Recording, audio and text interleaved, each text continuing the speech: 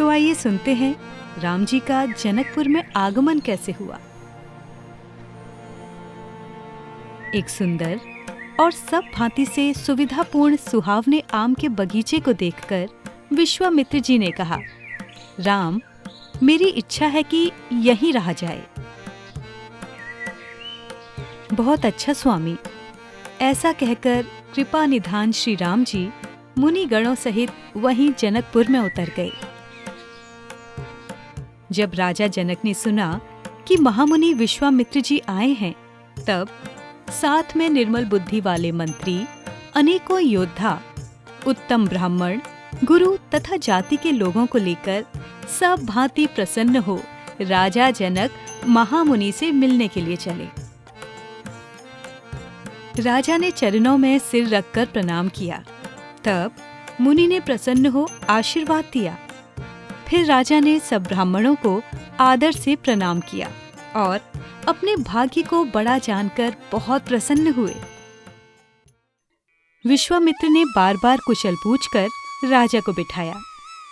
उसी समय दोनों भाई जो फुलवारी देखने गए थे आ गए।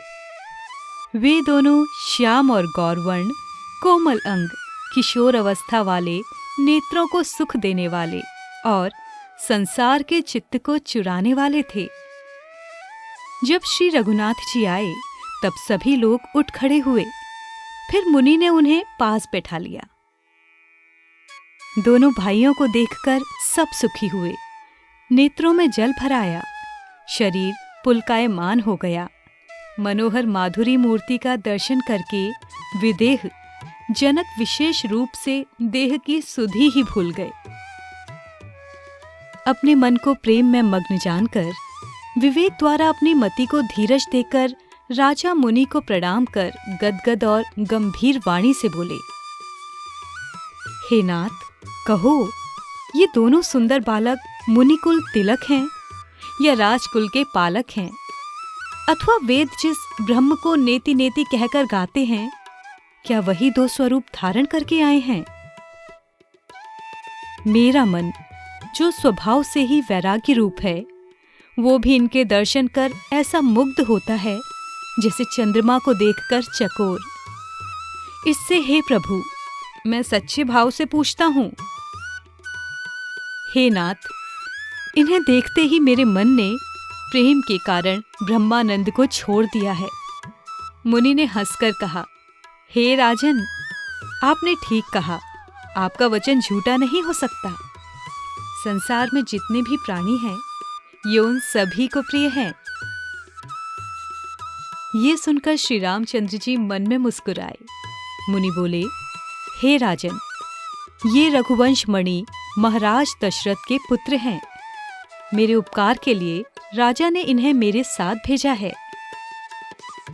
ये राम और लक्ष्मण दोनों भाई श्रेष्ठ रूप, शील और बल के धाम हैं।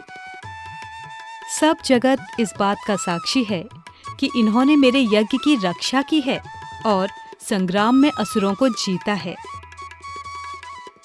राजा ने कहा, हे मुनि, आपके चरणों के दर्शन करके मैं अपने पुण्य का प्रभाव नहीं कह सकता। सुंदर, सांवले और गोरे दोनों भाई आनंद को देने वाले हैं। इनका आपस में ऐसा पवित्र प्रेम है कि कहा नहीं जा सकता। वो मन को भाता है और सुहावना है। हे नाथ, सुनिए, ब्रह्म और जीव के समान इनके स्वाभाविक स्नेह हैं। राजा बारंबार प्रभु को देखकर रोमांचित हो गए और हृदय में अत्यंत हर्ष हुआ। मुनि की बढ़ाई कर चरणों में सिर नवाकर जनक जी उन्हें नगर के अंदर लिवा ले चले। राजा ने उन्हें सदा सुख देने वाले सुंदर स्थान में ठहराया और सब प्रकार से सेवा कर विदा मांग घर आए।